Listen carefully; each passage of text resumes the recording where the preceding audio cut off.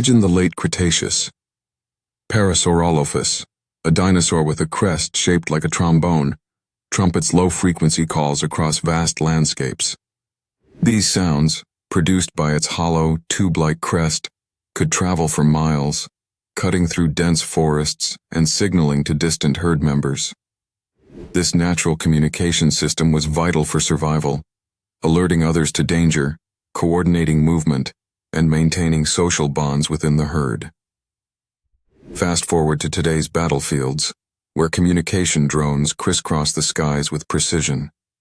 These compact machines use encrypted radio signals and advanced networking technologies to relay instant messages between troops, vehicles, and command centers. Unlike Parasaurolophus's calls, drone networks are immune to terrain obstacles and can send detailed real-time data, including video feeds and sensor information. Yet both systems share a core purpose: connection and coordination in challenging environments.